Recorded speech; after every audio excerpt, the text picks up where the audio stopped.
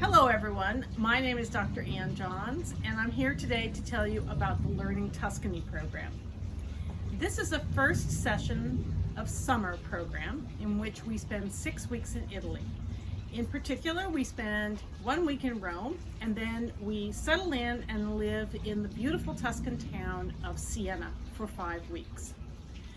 You get 6 credits for this program. 3 are in art history, taught by myself, and 3 are in studio art, taught by Eli Durst, who is a professor of photography.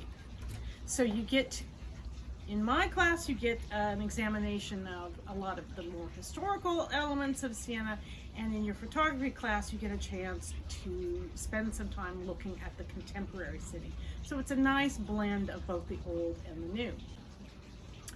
One of the things that is different about this program than, say, the classes you would take at UT Austin is our classes are on site. So in the morning, we might go visit a museum in Siena. We might discuss art that we see in a church or a palace. And then in the afternoon, many times you'll be also on site with your photography classes. This is also the case when we do our excursions, in which we several times go to Florence, and you have both photography and art history elements to those days. We also take a trip to the Tuscan countryside, and you get a chance to see sort of the flip side of Siena, what the rural life is around the region.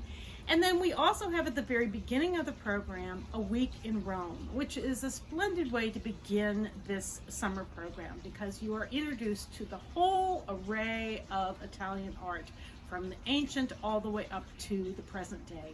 And you get a chance to either practice your newfound skills in photography or hone the ones that you already have.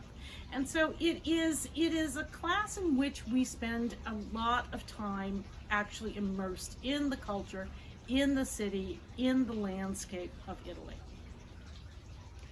One of the most amazing things about spending a summer in Siena is being there for the Palio.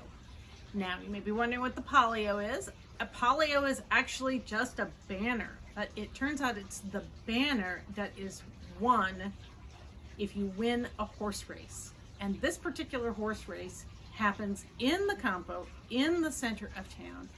And essentially the whole town lives and breathes Palio. Who's gonna win Palio? Who won last time? Who's cheating? Who has extra money for the Palio? The other thing about the Palio is it goes back to at least the 11th century, maybe even longer than that. And so it is inextricably tied into the history and culture, into the art of the city, and we see all of that. When we're there in Siena. In fact, behind me, I have a series of ceramic plates that you can see, and each of these plates represents one of the districts who gets through a lottery system, gets a chance to race in the Palio. These districts are called the contradas. There are 19 of them, and there are only a limited number that get to race in each race. It's a very complicated series of rules, but each of these districts has its own flavor. And if you are on the program, you might be in Pantera, you might be in Drago, you might be in Istrice, the porcupine contrada. And each of those districts has a patron saint, their own festivals, their own types of food, their own costumes. And so not only do you get a chance to live in this city and immerse yourself in the city, but you get a chance to be part of a particular district and part of a tradition that goes back centuries and centuries. And it all culminates with this grand race, horse race that happens.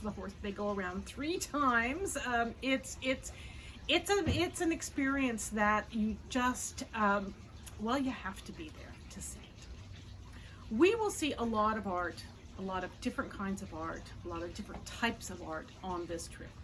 You're going to see some very famous things. You're going to see the Colosseum. Of course you are. You're going to see the Roman Forum. You're going to see the Sistine Chapel. You're going to see the dome of the Florence Cathedral. But you're also going to see amazing things that you don't yet know about. And even in our small town of Siena, there are works of art from virtually every period of time. There is fantastic sculpture and painting and stained glass. One of the things we do is we go into the archives in Siena, and you may think, oh, a bunch of dusty old books.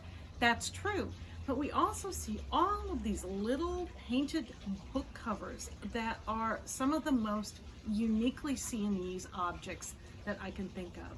And so you're going to have a broad array of art that you'll be looking at that can form part of your projects in the art history class, can be part of your photography projects that you do in photography.